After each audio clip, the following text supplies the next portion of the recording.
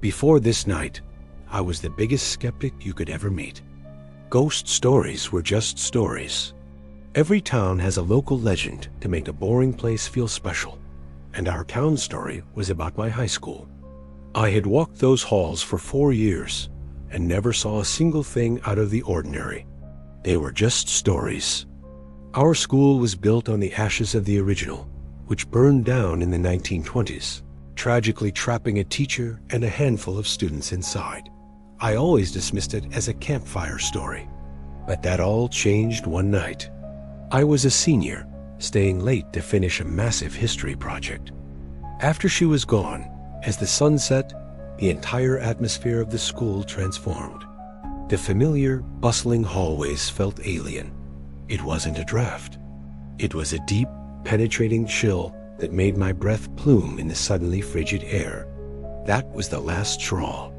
That's when I heard it, a single, perfect piano note ringing out from the locked music room. Then a girl's voice, whispering so close, it felt like it was right next to my ear. My flimsy rationalizations shattered. The sound was so sharp and violent, it made me jump out of my skin and burst out into the cold, clean night air. I didn't stop. I didn't look back, not until the school was just a distant, dark shape behind me. And there it was. At the far end of the hall, standing in the deepest shadows, was a figure.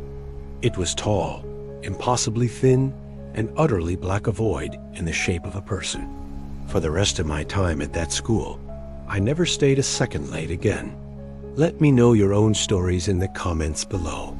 I'd like to know I'm not the only one. I couldn't even walk down that main hallway without a cold chill running down my spine. My eyes would always dart to the deep shadows at the end of the hall, half expecting and completely terrified that I would see that tall, black, empty figure standing there again, gliding silently, patiently, waiting. I poked my head out of the library, my voice shaking as I called out, "Hello, Mr. Henderson?" Just silence. Its movement was all wrong, jerky, and unnatural, like a puppet with tangled strings being yanked forward. I was paralyzed. A scream caught in my throat.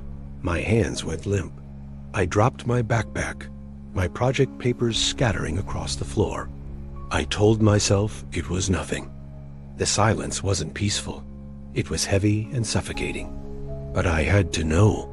I had to see my papers scattered on the floor to prove it was real. The air grew still and stale. For the first time in my 4 years there, I felt a deep, primal unease, that classic, terrifying feeling of being watched. I turned the corner, scanning the floor where I'd dropped my bag, but the papers weren't there. They were on a nearby bench.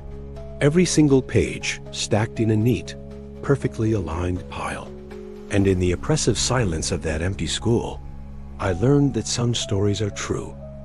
It was the thought of that thing, calmly and methodically picking up my papers in the dark.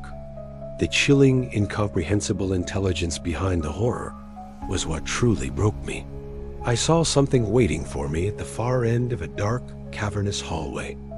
A tall, shadowy figure, a silhouette of pure blackness. And then it started moving toward me.